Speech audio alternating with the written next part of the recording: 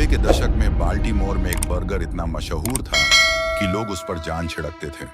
काश उन्हें पता होता उस बर्गर में जानें मिली हुई थी। ये कहानी है अमेरिका के बाल्टीमोर शहर की, एक ऐसे राक्षस की जो बाहर से एक आम आदमी दिखता था लेकिन अंदर से इंसानों का शिकारी था। उसका नाम था जोसेफ रॉय मैथेनी। दुनिया उसे जो मिथेनी के नाम से जानती है। जो का जन्म 1955 में हुआ। उसका बचपन गरीबी से भरा था।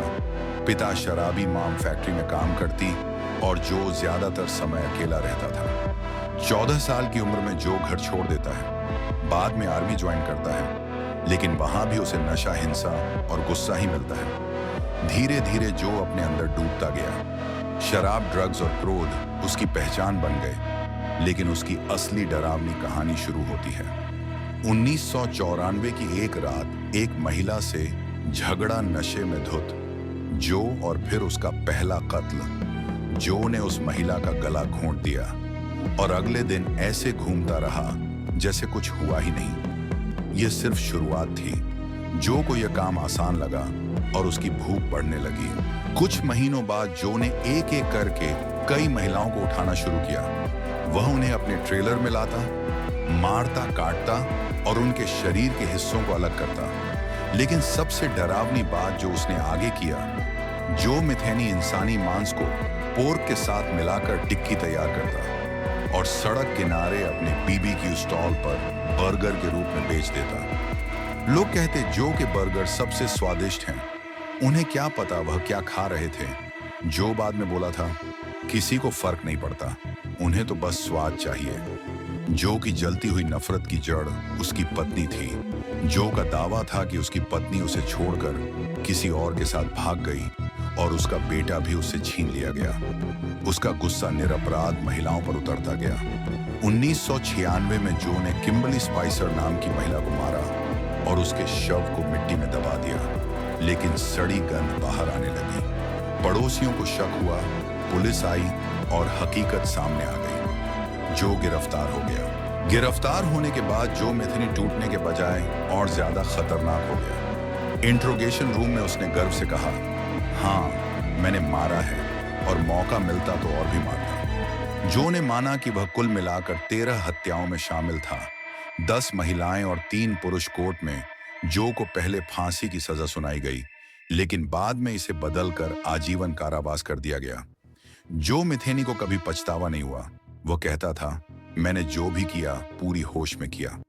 5 अगस्त 2017 को जो अपनी जेल सेल में मृत पाया गया। उसकी मौत का कारण आज तक साफ नहीं हुआ, लेकिन एक बात याद रखी जाएगी, जो मिथेनी सिर्फ सीरियल किलर नहीं था, वह इंसानी मांस का व्यापारी था। एक ऐसा दरिंदा जिसकी भूख कभी खत्म नहीं हुई। बाल्टीमोर आज भी उसके नाम से कांपता है और जब भी कोई बर्गर खाता है, खौफनाक फुसफुसाहट गूंजती है। तुम नहीं जानते तुम्हारी प्लेट में क्या है। यही थी जो मिथेनी की कहानी। लेकिन सच इतना आसान नहीं था, क्योंकि उसके अंदर बैठा दरिंदा दुनिया ने जितना सोचा उसे कहीं ज्यादा खतरनाक था। जो मिथेनी सिर्फ एक कातिल नहीं था, वह भूख, बदले और पागलपन का पहाड़ था। उसके जिस्म का वजन 200 किलो से भी ऊपर और उसके अंदर भरा था अंधेरा जो किसी भी इंसान को राक्षस में बदल सकता है। जब उसका केस कोर्ट में गया, उसकी फाइलों ने तक जज को हिला दिया। उसकी सुनवाई की अध्यक्षता कर रहे थे जज ग्लेंटी हैरल जूनियर, वही जज जिन्होंने बाद में मिथेनी को the ultimate form of evil कहा। उनके ये शब्द आज भी केस रिकॉर्ड में दर्ज हैं। राज्य की ओर से केस लड़ रही थी assistant attorney general Rachel Marblestone Cummins, जिन्होंने कोर्ट में खड़े होकर कहा, यह आदमी इंसानियत के खिलाफ अपराध है। और दूसरी तरफ मिथेनी की तरफ से उसे बचाने आई Julia Doyle Bernhard, assistant public defender. उन्हें पता था कि वह किस राक्षस का केस लड़ रही हैं, लेकिन कानून कहता है हर अपराधी को वकील मिलता है। उनके साथ पब्लिक डिफेंडर टीम से स्टीफन ई हैरिस और नैन्सी एस फॉर्स्टर भी शामिल थे। पर जो मिथेनी पर कोई दलील काम नहीं कर रही थी, क्योंकि वह खुद अपने अपराध बढ़ा चढ़ाकर बताता था ताकि लोग उससे और ज्यादा डरें। मीडिया ने उसे सिर्फ कातिल नहीं कहा, उसे कहा the cannibal monster of Baltimore. समाचारों ने लिखा, उसकी हंसी में भी डर था और पुलिस अधिकारियों ने स्वीकार किया, इससे ज्यादा भयानक केस हमने नहीं देखा। उसकी फाइलें, उसके इकरारनामे, उसकी बातें, सब कुछ इतना डरावना था कि लोग कहते थे जो मिथेनी की परछाई भी डराती है। वह पछतावे से खाली और पापों से भरा हुआ था। जब उससे पूछा गया, क्या तुम्हें नींद आती है, उसने हंसकर कहा, बहुत अच्छी, क्योंकि मुझे लगता है मैं सही हूं।